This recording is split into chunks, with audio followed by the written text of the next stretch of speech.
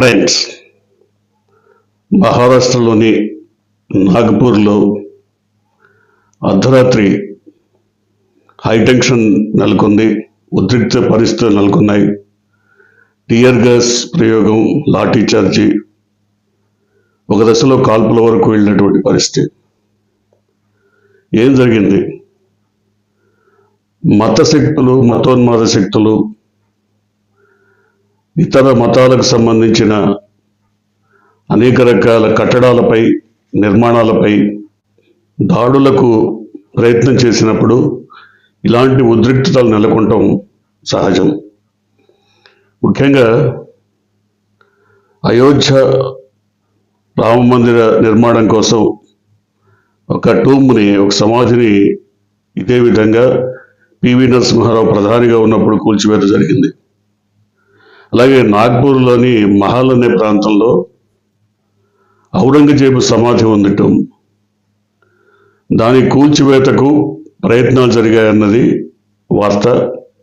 అలాగే ఈ అంశంలో ఈరోజు ఉదయం జరిగినటువంటి ఘర్షణ వాతావరణం సద్దుమణుగుతున్నది అనుకున్నప్పుడు పవిత్ర ఖురాన్ని ఎవరో కొంతమంది దుండగులు తగలబెట్టారన్న ఒక వార్త పెను సంచలనంలా, దావానల్లా వ్యాపించడంతో ఇరు వర్గాలకు చెందినటువంటి, ఇరు మతాలకు సంబంధించినటువంటి జనం, ప్రజలు భారీగా తరలివచ్చారు. ఘర్షణలకు పాల్పడ్డారు. అనేక వాహనాలకు నిప్పిపెట్టారు. భారీగా రాళ్లదాడి జరిగింది.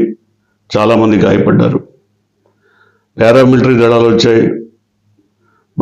పరిస్థితిని చక్కదిద్దటానికి భారీగా పోలీస్ యంత్రాంగాన్ని రాష్ట్ర ప్రభుత్వం అక్కడ ప్రయోగించింది. అయితే చెప్పుకోవాల్సిన విషయం, ఎందుకు ఇలాంటి అంశాలు జరుగుతున్నాయి, రెచ్చగొట్టే ధోరణులు ఎందుకు ఈ విధంగా బయటపడుతున్నాయి, వీటి వల్ల సమాజంలో అశాంతి, ఉద్రిక్తత, అసహనం ఇవన్నీ పెరిగిపోతున్నాయి. మొదటి నుంచి కూడా ఒక సోషలిస్ట్ సమాజం కావాలని భారతదేశానికి సంబంధించినంత వరకు నెహ్రూ కానీ, లాల్ బహదూర్ శాస్త్రి కానీ, ఇందిరా కానీ, లేదా తర్వాత రాజీవ్ గాంధీ, పివి వరకు ప్రతి ఒక్కరూ కూడా ఒక సోషలిస్ట్ సమాజం, సమాజం కావాలన్న అభిప్రాయంతో కులాలకు, మతాలకు, ప్రాంతాలకు, రాజకీయాలకు అతీతంగా పౌర సమాజం నిర్మాణం జరగాలని రాజ్యాంగబద్ధమైనటువంటి ప్రభుత్వాలు భావించాయి. కానీ కొంతమంది మతోన్మాద శక్తులు, మత శక్తులు రాజకీయ ముసుగులో తమ కార్యకలాపాలను దేశవ్యాప్తంగా కొనసాగించడానికి గత దశాబ్ద కాలంగా అనేక రకాల చర్యలు తీసుకుంటున్నట్టు వార్తలు వినపడుతున్నాయి. అంటే ఇది ప్రాంతీయంగా చెప్తున్న మాట కాదు, ఇది దేశవ్యాప్తంగా జాతీయ స్థాయిలో జరుగుతున్న చర్చ. అంతర్జాతీయంగా కూడా ఈ అంశంపై చర్చ జరుగుతోంది. నాగ్పూర్ సంబంధించినంత వరకు ఆ పట్టణానికి ఉన్నటువంటి లేదా నగరానికి ఉన్నటువంటి చరిత్ర ఏంటో భారతదేశం మొత్తం తెలుసు.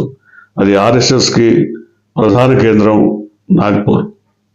రాష్ట్రీయ స్వయం సేవక్ సంఘ్కి ప్రధాన కేంద్రం నాగ్పూర్. అక్కడ ఆర్ఎస్ఎస్ కానీ, విహెచ్పి కానీ, బజరంగ్ దళ్ కానీ ఇలాంటి వారికి పెద్ద స్థావరంగా ఉంటున్నప్పటికీ సమాంతరంగా హిందువులకు సమాంతరంగా ముస్లింలు కూడా ఉన్నటువంటి ప్రాంతం నాగ్పూర్. నాగ్పూర్ గురించి మనకెందుకు అనుకుంటే, మన ఆంధ్రప్రదేశ్కి, ముఖ్యంగా తెలంగాణకు సరిహద్దులో ఉన్నటువంటి ప్రాంతం నాగ్పూర్. కొద్ది దూరంలోనే, దాదాపు ఒక 3-4 గంటల ప్రయాణంలో నాగ్పూర్ వెళ్ళే అవకాశం ఉంది. కాబట్టి నాగ్పూర్ లాంటి ప్రాంతంలో ఏదైనా జరిగితే ఆ ప్రభావం పొరుగున్నటువంటి తెలంగాణ పైన, ఆ తర్వాత ఆంధ్రప్రదేశ్ పైన పడేటువంటి అవకాశం ఉంది. కాబట్టి జనరల్గా నాగ్పూర్ గురించి తెలుగు వాళ్ళు, తెలుగు ప్రజలు చర్చించుకుంటారు. అది కాక నాగ్పూర్లో తెలుగు ప్రజల శాతం కూడా ఎక్కువే ఉంది. తెలుగు ప్రజలు చాలామంది నివసిస్తున్నారు, అనేక రంగాల్లో విస్తరించారు. వారంతా కూడా ఆంధ్రప్రదేశ్, తెలంగాణ ప్రాంతాలకు చెందినటువంటి వారు.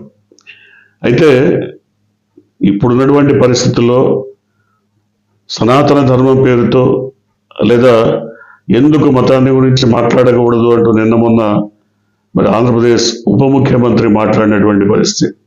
ఎందుకు మాట్లాడకూడదు? హిందువుల రక్తంతో అదేదో బంగ్లాదేశ్ అవతరించింది, హిందువుల త్యాగంతో ఇవన్నీ అవసరమా? ఇలాంటి రెచ్చగొట్టే ప్రసంగాలు అవసరమా? వీటి వలన ఇలాంటి ఉద్రిక్తతలు మరి పెచ్చరిల్లుతున్నాయి. మత సామరస్యం దెబ్బతింటోంది. ఎక్కడో పాకిస్తాన్ గురించి ప్రస్తావన ఎందుకు?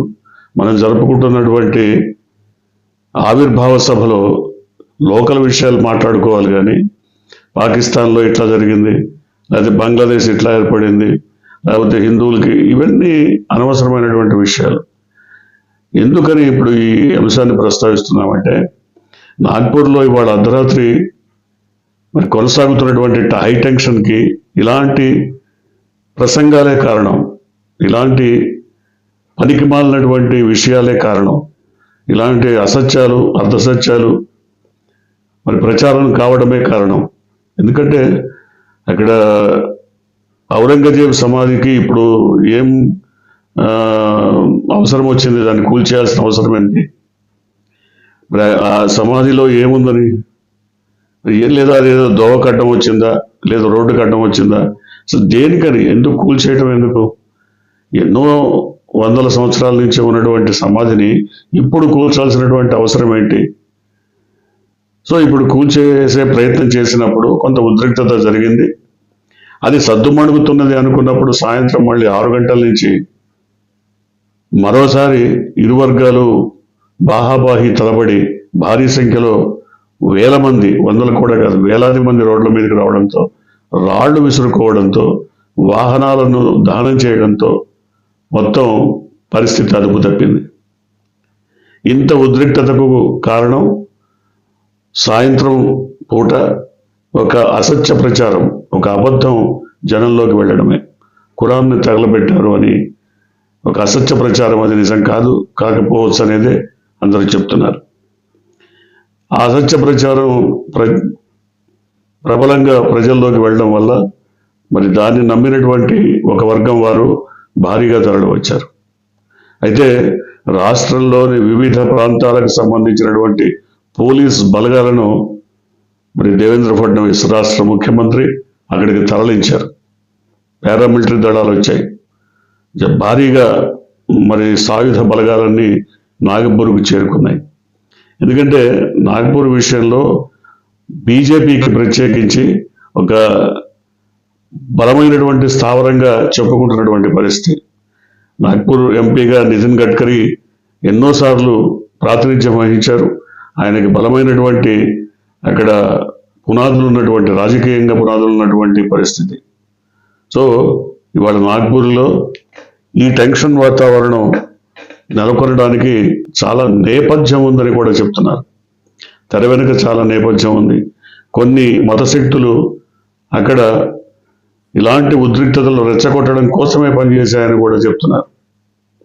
ఏది ఏమైనా మనం ఆశించాల్సింది, కోరుకోవాల్సింది ఒకటే, దేశవ్యాప్తంగా మత సామరస్యం వెల్లివిరియాలి, సోషలిస్ట్ భావజాలం అంతటా వ్యాపించాలి.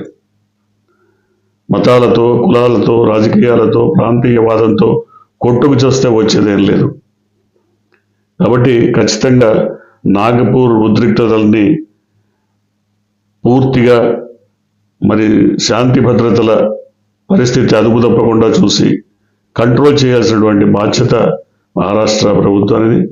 కేంద్ర ప్రభుత్వం కూడా ఇలాంటి పరిస్థితులు ఏర్పడినప్పుడు ఖచ్చితంగా సామరస్యం నెలకొల్పడానికి తన వంతు ప్రయత్నాలు చేయాల్సినటువంటి అవసరం ఎంతైనా ఉంది.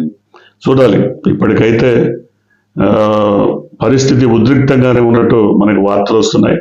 ఇప్పటికే ఒక 2-3 పరిస్థితి ఆందోళనకరంగా, అంటే గాయపడ్డారు, వాళ్ళ పరిస్థితి ఆందోళనకరంగా ఉందని చెప్తున్నారు.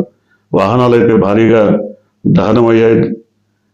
అలాగే రాళ్ల దాడిలో ఒక 2-3 తీవ్రంగా గాయపడ్డట్టు చెప్తున్నారు. చూడాలి ఏం జరగబోతుంది. ఎందుకంటే పరిస్థితి చేయి దాటకుండా కంట్రోల్ చేస్తున్నామని ముఖ్యమంత్రి దేవేంద్ర ఫడ్నవీస్ చెప్తున్నారు. ఏం జరగబోతుందో చూద్దాం.